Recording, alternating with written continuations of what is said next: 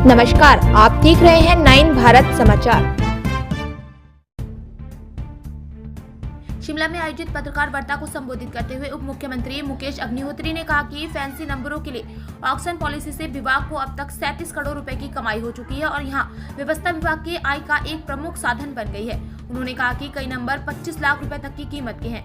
मुकेश अग्निहोत्री ने कहा कि प्रदेश के 23 petrol pump e charging station लग चुके हैं। इसके अलावा अभी ऑयल कंपनियों को प्रदेश में पेट्रोल पंप पर ई चार्जिंग स्टेशन लगाने के निर्देश दिए गए हैं। वहीं प्रदेश में 6 ग्रीन कोऑर्डिनेटर स्थापित कर चुके हैं, उसमें से 5 पर संचालन के लिए लोग मिल चुके हैं।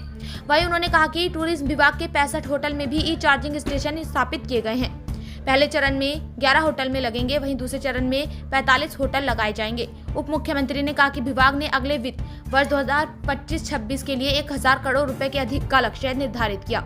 पिछले एक वर्ष में प्रदेश में लगभग 1.5 लाख नई गाड़ियां पंजीकृत हुई हैं। प्रदेश में कुल पंजीकृत वाहनों की संख्या 23 लाख है। 1 लाख नए लोगों ने ड्राइविंग लाइसेंस बनवाया है। प्रदेश में कुल लाइसेंस धारकों की संख्या 16 लाख है। हमारा थोड़ा सा केंद्र के साथ मतभेद है, क्योंकि 3 लाख रुपए में ये गाड़ी कहीं भी आ जाती है और जो हमारी दूसरी बसें चलती हैं, HRTC की चलती हैं दूसरे, उनको इनके मुकाबले में 18-20 लाख रुपया देना पड़ता है टैक्सीज़ का।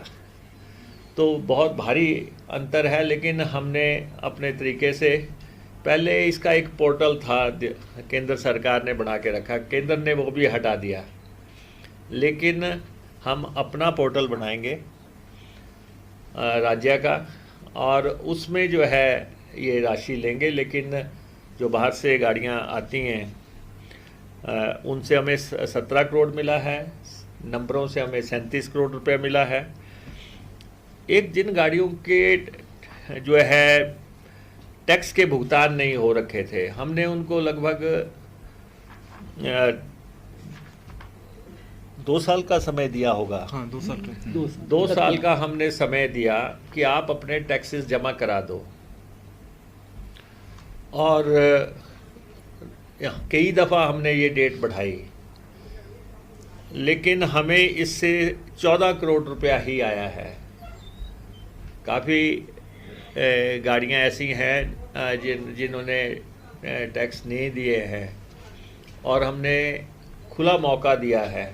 अब ये विंडो हमने बंद कर दी। एक्साइज डिपार्टमेंट के साथ अब ये एक्साइज डिपार्टमेंट के साथ डील करेंगे, वहाँ से NOC लेके आएंगे, फिर हमारे पास आएंगे ट्रांसपोर्ट के पास। लेकिन मैं समझता हूँ कि 2 साल का टाइम बहुत सफिशेंट टाइम होता है कि अगर जिसने टैक्स नहीं दिया था पूर्व में और वो टैक्स दे दे। हम तो चाहते थे कि लोग खुल के आएँ, लेकिन इसमें हमें 14 करोड़ रुपए आया है 31 मार्च 2025 तक।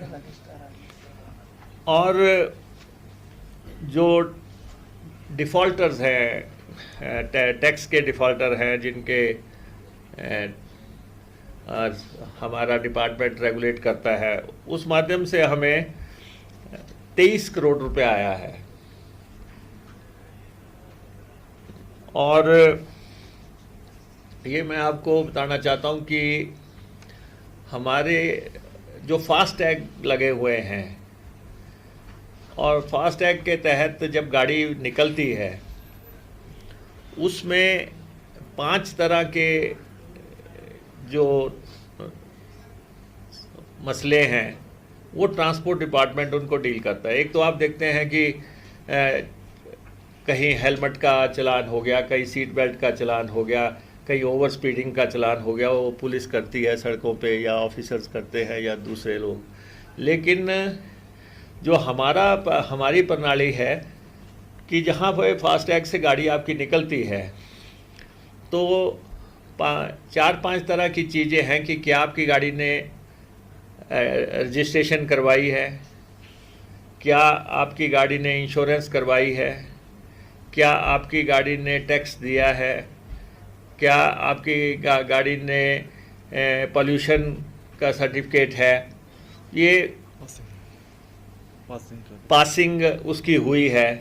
तो ये जैसे ही फास्टैग से गाड़ी गुजरती है वो एकदम से हमें पता लग जाता है।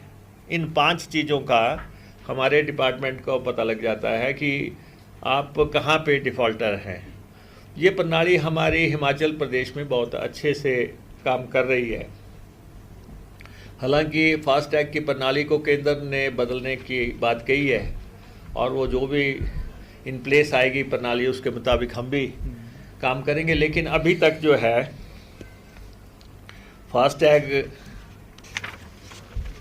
जो है परिवहन विभाग द्वारा जो ई डिटेक्शन सिस्टम है टोल प्लाज़ा से गुज़रते हुए, ये हमारा बहुत अच्छे से काम कर रहा है।